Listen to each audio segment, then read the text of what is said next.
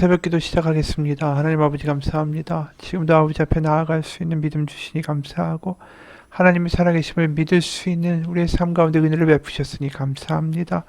이 사순절의 기간 동안에 하나님의 살아계심을 눈을 열어 바라볼 수 있는 우리의 삶이 되게 도와주시고 하나님이 보이지 않게 세상을 두려워하는 어리석은 자로 이 땅을 살아가는 삶이 되지 않도록 주님 인도하여 주옵소서. 살아계신 우리 주 예수 그리스도의 이름 받들어 기도합니다. 아멘. 오늘은 마가복음 4장 1절에서 12절입니다. 마가복음 4장 1절에서 12절입니다. 예수께서 다시 바닷가에서 가르치시니 큰 무리가 모여 들거늘 예수께서 바다에 떠있는 배에 올라앉으시고 온 무리는 바닷가 육지에 있더라. 예수께서 여러 가지를 비유로 가르치시니 그 가르치시는 중에 그들에게 이르시되 들으라. 씨를 뿌리는 자가 뿌리러 나가서 뿌릴새 더러는 길가에 떨어짐에 새들이 와서 먹어버렸고 더러는 흙이 얕은 돌밭에 떨어짐에 흙이 깊지 아니하므로 곧 싹이 나오나 해가 돋은 후에 타서 뿌리가 없으므로 말랐고 더러는 가시떨기에 떨어짐에 가시가 자라 기운을 막음으로 결실하지 못하였고 더러는 좋은 땅에 떨어짐에 자라 무성하여 결실하였으니 30배나 60배나 100배가 되었느니라 하시고 또 이르시되 들을 귀 있는 자는 들으라 하시니라. 예수께서 홀로 계실 때에 함께한 사람들이 12제자와 더불어 그 비유에 대하여 물으니 이르시되 하나님의 나라의 비밀을 너희에게는 주었으나 외인에게는 모든 것을 비유로 하나니 이는 그들이 보기는 보아도 알지 못하며 듣기는 들어도 깨닫지 못하게 하여 돌이켜 죄사함을 얻지 못하게 하려 함이라 하시고 또 이르시되 너희가 이 비유를 알지 못할진데 어떻게 모든 비유를 알겠느냐. 뿌리는 자는 말씀을 뿌리는 것이라.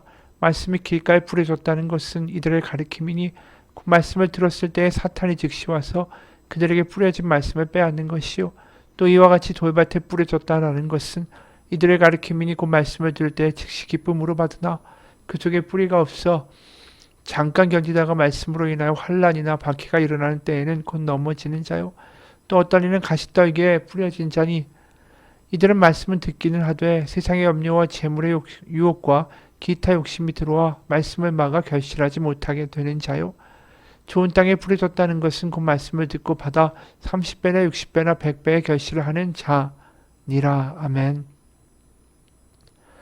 오늘은 이 네 가지 땅의 종류에 대하여 말씀하시죠. 그럼 그 땅은 무엇일까요? 우리 마음을 말씀하는 겁니다. 그럼 씨는 무엇일까요? 바로 하나님의 나라죠. 하나님의 나라가 이 땅에 왔다라는 예수님의 말씀입니다. 바로 예수님이 보여주신 것은 또 말씀하시는 것은 바로 율법에 따라 거룩하다고 세상 가운데 인정받는 이들이 하나님의 나라에 하나님의 품에 하나님의 자녀가 되는 것이 아니라 바로 이 땅 가운데 불쌍하고 갇혀있고 포로되어 있고 눌려있고 지쳐있고 낙담한 모든 이들이 바로 하나님 아버지를 불렀을 때에 그들 가운데 달려오시는 탕자의 아버지와 같은 분이 바로 하나님이시다. 바로 그 하나님의 품 안에 거할 수 있다. 하나님이 너희와 함께 하신다. 하나님의 임재가 성전에 있는 거룩하다고 말하는 자들에게만 있는 것이 아니라 바로 성전이 아닌 이곳에 허름한 곳에 하나님을 부르며 울부짖는 아이의 울음소리가 들리는 곳에 자녀의 울음이 있는 곳에 탄식이 있는 곳에 하나님의 나라 하나님의 임재 하나님이 그 품을 열어주신다. 이게 하나님의 나라다.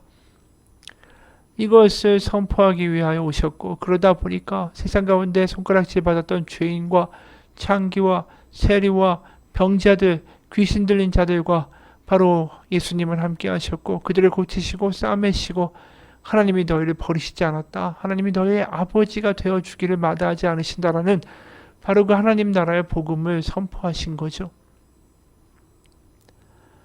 그런 하나님 나라의 복음을 받아들이는 사람들의 반응은 다 각양각색이었다라는 것입니다. 우리가 이미 앞에서 본 것처럼 바리새인들은 하나님의 나라가 선포되고 보여지자 이것은 하나님의 나라가 아니다. 바알세불 귀신들이 하는 짓거리다라고 비난을 했죠. 그리고 그 밖에 하나님의 나라 바로 하나님의 품이 우리 가운데 있다. 하나님의 아버지가 되어주신다. 하나님 아버지가 너희를 잊지 않으셨다라는 이야기 가운데에 또 반응하는 네 가지 다른 반응들이 있다. 그것이 오늘 네 가지 땅의 비유로 말씀하시는 것입니다. 실제로 오늘 14절에 보면 뿌리는 자는 말씀을 뿌리는 것이다 라고 말씀하시죠. 뿌리는 자는 예수님이고 말씀이라고 하는 것은 과연 구체적으로 무엇일까? 11절에 다시 한번 이런 확인을 해주시죠. 이르시되 하나님의 나라의 비밀을 너에게는 주었으나 외인에게는 모든 것을 비유로 하나니. 결국 말씀이 무엇을 담고 있는 것입니까? 하나님의 나라, 하나님의 마음. 바로 그것을 말씀하는 것이죠. 그래서 하나님의 나라가 정말 허름하고 별 볼 일 없는 모든 이들 가운데 열리고 바로 너희들 가운데 임하였다라는 이야기를 들을 때에 그것이 얼마나 감격적인 소식인가. 정말 감격하여 그것을 너무 즐거워하고 마음 가운데 늘 기억하며 누리며 살아가는 사람들이 있고, 어떤 사람들은 걱정과 근심 가운데 하나님의 나라는 나라고 하나님은 살아계시다고 하는데 눈앞에 보이는 먹고 사는 문제, 또 내 삶을 좌지우지하는 내 상사, 그리고 눈앞에 보이는 여러 가지의 시험과 과제들과 문제들, 이런 염려들과 사람들이 크게 보이고 두려움이 크게 보이면서 하나님의 나라는 안 보이는 거예요. 그래서 일주일에 한번 교회에 와서 하나님의 나라라는 것을 있나 보다라고 잠깐 하나님의 살아계심을 맛보는 듯 하다가 세상 가운데 나아가가지고는 근심과 걱정과 또 세상의 유혹들과 돈이 보이고 세상에서 잘되고 축복받고 잘 나가는 사람들의 삶이 더 커 보이면서 하나님의 나라는 너무나도 별 볼 일 없는 것으로 보이는 경우들이 생긴다라는 거죠. 그게 15절에서 19절에 나타나는 사람들의 모습이다라는 것입니다. 말씀이 길가에 뿌려졌다라는 것은 이들을 가리킴이니 말씀을 들었을 때 사탄이 즉시 와서 그들에게 뿌려진 말씀을 빼앗는 것이요. 뭡니까? 교회에 와서 주일에 하나님 살아계시다. 하나님이 나를 기억하신다. 나 하나님의 자녀야. 막 감격해요. 그러다가 예배당에 나가가지고는 다 잊어먹는 거예요. 바로 그게 길가에 뿌려졌다라는 것이죠. 16절에 또 이와 같이 돌밭에 뿌려졌다라는 것은 이들을 가리킴이니 그 말씀을 들을 때 즉시 기쁨으로 받으나 그 속에 뿌리가 없어 잠깐 견디다가 말씀으로 인하여 환난이나 박해가 일어나는 때에는 곧 넘어지는 자요. 그러니까 하나님의 말씀을 믿고 하나님이 살아계시다. 하나님의 나라가 있다. 나 하나님의 자녀다. 그것을 기뻐하고 그것을 가지고 세상을 살아가려고 하다가 네가 무슨 하나님의 자녀고 하나님의 자녀라는 사람이 왜 이렇게 엉망이고 또 하는 것마다 안 되잖아. 하나님의 자녀라는 사람이 뭐 이렇게 아파. 하나님의 자녀라는 사람이 이것도 제대로 못해? 또 교회만 잘 나가면 다냐? 이런 식의 이야기 가운데 바로 쓰러지는 거예요. 또 18절에 또 어떤 이는 가시떨기에 뿌려진 자니 이들은 말씀을 듣기는 하되 세상의 염려와 재물의 유혹과 기타 욕심이 들어와 말씀을 막아 결실하지 못하게 되는 자요. 이것은 너무나도 당연한 거죠. 나 하나님의 자녀다라고 살다가 하나님의 나라보다 세상에서 주는 돈과 부귀와 승진과 유혹과 또 세상에서 잘 먹고 술 취하고 방탕하게 살면서 유혹하는 사람들의 말 가운데 그대로 넘어가면서 야, 하나님의 나라는 뭐 하나님의 나라냐, 내가 지금 즐거운 게 가장 좋은 거지, 이렇게 흘러가 버리게 되는 사람들이 있다라는 거죠. 이런 마음들이 또 하나님의 나라를 받아들이는 이 반응들이 이렇게 각각이고 달라질 수밖에 없는 것은 이유는 하나입니다. 하나님의 나라가 얼만큼 나에게는 생생한가, 거기에 달린 거예요. 하나님의 나라가, 하나님의 살아계심이, 내가 하나님의 자녀됨이 너무나도 확실하게 믿어지고 하나님의 나라가 정말로 있고 하나님 살아계시고 하나님이 나의 인생을 사람들은 보지 못한다 할지라도 여전히 다스리고 인도하고 계시다라는 것이 너무나도 강하게 믿어지면 이 세상의 나라가, 이 세상의 현실이 아니라 하나님의 세상, 하나님의 나라가 더 현실로 보이는 거죠. 그러니까 하나님의 나라가 생생하게 보이면 보일수록 우리는 세상 가운데 세상의 현실을 더 믿는 것이 아니라 하나님의 약속과 하나님의 나라를 더 보고 기대하고 감사하고 감격하고 기뻐하며 살아갈 수 있게 된다라는 거죠. 다시 말해서 하나님의 나라, 하나님의 살아계심이 우리 가운데 생생하지 않으면 우리는 늘 세상 가운데 흔들릴 수밖에 없는 연약한 존재입니다. 하나님의 나라가 우리 가운데 채워지지 않으면 그 자리를 뭘로 채우게 됩니까? 세상의 욕심이나 오늘 말로 말하면 두려움이나 걱정이나 근심으로 채우게 된다라는 거죠. 우리의 마음은 공백 상태가 있을 수가 없어요. 항상 뭐가 우리 마음 가운데 채워져 있습니다.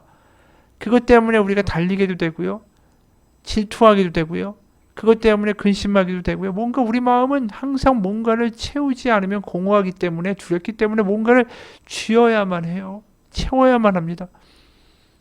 돈이나 명예나 성공이나 인정으로 채우면서 내 삶의 가치를 뭔가 뿌듯하게 느끼는 그 공허함을 잊어버리려고 하는 게 인간의 본성이기도 하다라는 것이죠. 우리 가운데 하나님의 나라가 채워져 있으면 우리는 그것으로 말미암아 자유와 해방과 치유와 위로를 경험하게 됩니다. 그렇기 때문에 이 하나님의 나라라는 것이 얼마나 대단한 것인지, 얼마나 엄청난 것인지, 바로 천지를 만드신 하나님 아버지가 우리 가운데 그 나라를 허락하시고 하나님이 나의 아버지가 되어주기로 하셨다. 이것이 얼마나 대단한 소식인지 우리가 그것을 경험하고 그것을 깊이 알아가는 게 믿음이 큰 거예요.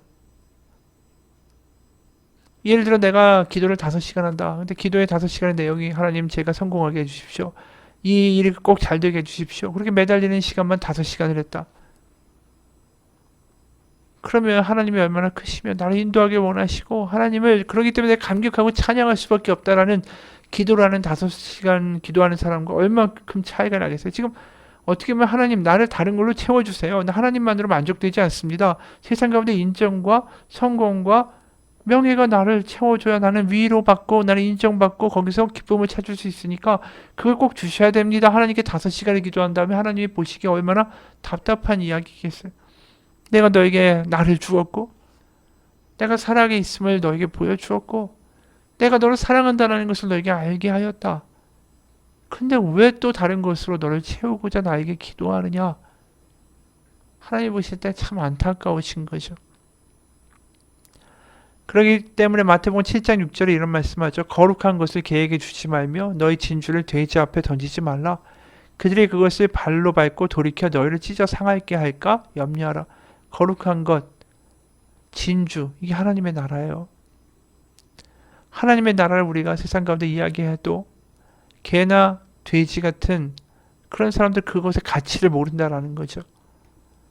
말도 안 되는 소리 하고 있어. 헛소리 하지 마. 이렇게 반응하며 하나님의 살아계심을 이야기하는 사람들을 조소하고 조롱하게 된다라는 것입니다.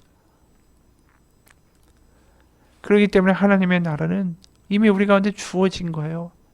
예수 그리스도의 십자가를 통해서 하나님의 임재와 하나님의 자녀됨의 선물을 우리 가운데 주어진 것입니다. 우리가 얻어서 쟁취하는 게 아니에요. 우리가 어떻게 하면 그걸 누리게 할 수 있는가, 그게 하나님의 마음이십니다.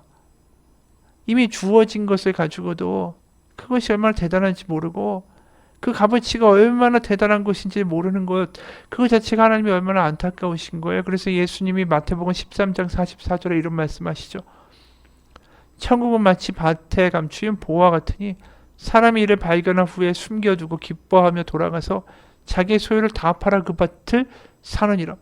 하나님의 나라가 얼마나 대단한지를 아는 사람, 그래서 그것이 나의 전부가 될 때 내가 얼마나 행복한지를 아는 사람, 그 하나님의 나라의 복음을 소유한 사람, 그 사람이 되기를 내가 바란다라고 예수님 말씀하시는 거 아니에요?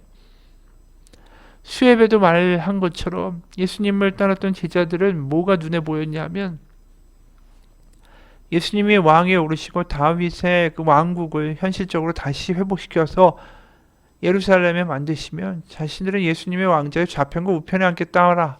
이 비전만 눈에 보였던 사람들이에요. 그럴 때 여리고를 지나가실 때 한 맹인이 와서 예수님한테 탄원하죠. 그때 누가복음 18장 41, 42절에 예수님이 이렇게 말씀하세요. 너에게 무엇을 하여 주기를 원하느냐? 이르되 주여 보기를 원하나이다. 예수께서 그에게 이르시되 보라 내 믿음이 너를 구원하였느니라. 그가 장님인 건 모두 다 알죠. 올 때 어떻게 장님이 아니라는 걸 모르겠습니까? 장님이라는 걸 모르겠습니까? 올 때 더듬더듬거리고 누군가의 부축을 받고 옷은 허름하고 눈은 보이지 않는데 쩔뚝쩔뚝거리면서 방향 감각도 못 찾아가지고 이렇게 걸어오는 사람을 보면서 저 사람이 맹인이다라는 걸 모를 사람이 어디 있겠어요? 그럼 당연히 뭘 원하겠습니까? 보기를 원합니다. 그런데 예수님이 너에게 무엇을 하여 주기를 원하느냐라고 물으셨을 때 이것은 맹인에게만 한 말이 아닙니다. 바로 제자들과 그 주변에 있는 사람들이 해야만 하는 고백이었죠. 주님, 제가 보기를 원합니다. 뭐를요? 하나님의 나라를.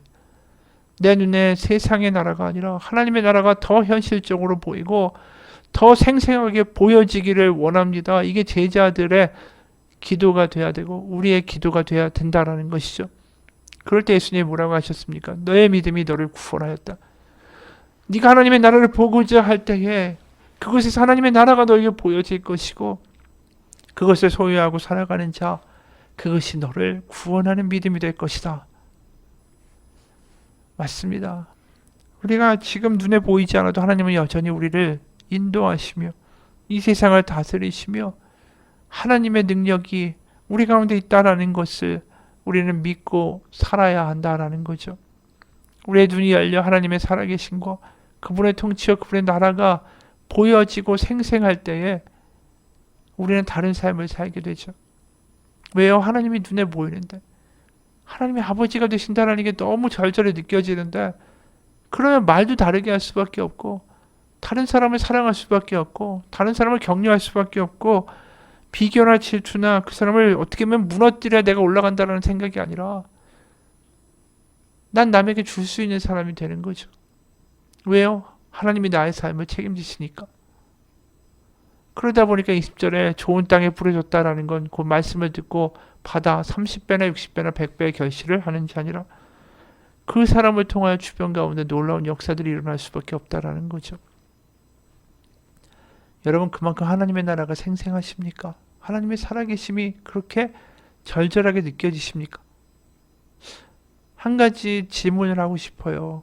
예를 들어 내 눈앞에 지금 금덩어리가 40개가 쌓여 있습니다.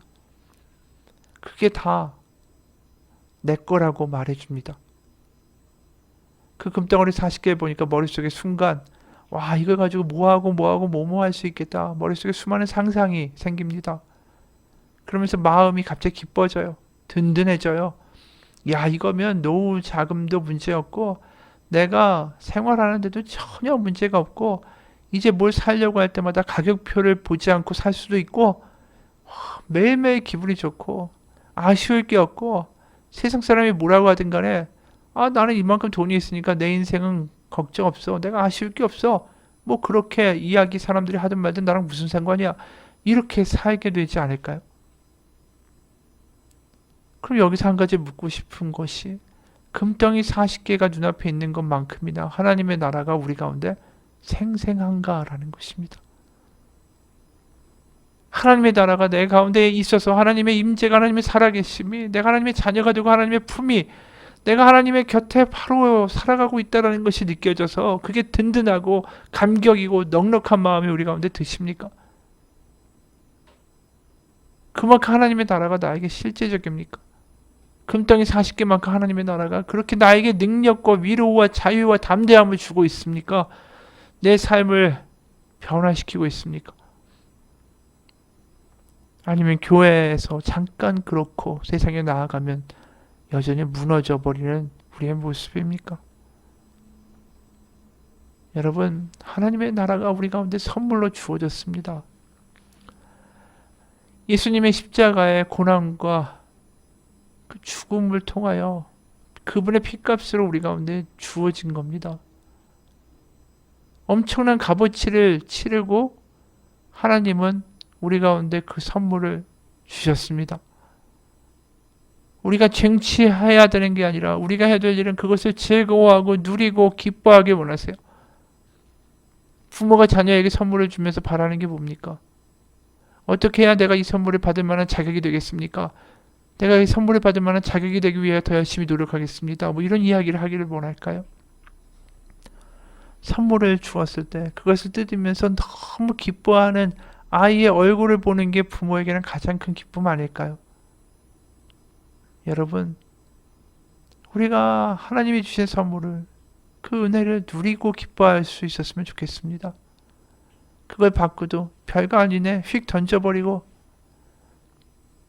또 다른 곳을 향하여 달려가는 어린아이를 보면 부모는 그거를 골라서 주려고 얼마나 고생했을까요? 그런데 그걸 아무것도 아닌 것처럼 던져버리고 달려가는 딴 데로 달려가는 아이를 보면 부모의 마음이 얼마나 아플까요? 하나님의 나라가 이미 우리 가운데 임했습니다. 그게 복음이에요. 우리가 어느 곳에 있든지 그 하나님의 나라를 경험할 수 있다는 것이 하나님의 놀라운 축복입니다. 어느 목사님이 이런 간증을 해요. 착하고 예쁘던 중3 딸이 밤중에 창문으로 집에서 이제 몰래 나가서 담배 피는 것을 보게 됐습니다. 마음이 무너지는데 화를 참지 못해서 회초리를 들었지만 얼마 뒤에 학교에서 다시 담배 핀 게 잡혀서 연락이 왔어요. 급기 학교에서 반하 아이를 폭행해서 때리는 바람에 맞은 아이가 입원하고 고소를 당했습니다. 이 녀석 한번 혼이 나봐야 된다는 생각이 들어서 학교에 가지도 않았더니 선생님이 찾아와서 경찰서에서 피해자하고 합의를 하고 고소를 취하해야지 아니면 전과자 된다. 소년원 간다. 그래서 이제 피해자를 찾아가게 된 거예요. 피해자에게 사과하고 용서를 구했지만 고소를 취하하지 않더라는 거죠. 학교에서도 이제 이 아이는 전학 갔으면 좋겠다라고 강요하는 거예요. 모든 사람들이 그 딸을 미워하고 손가락질하고 같이 있기에는 불편하고 같이 있기 싫은 존재라고 다 여길 때 순간 이 목사님 마음에, 아빠 마음에 딸이 너무 불쌍한 마음이 드는 거예요.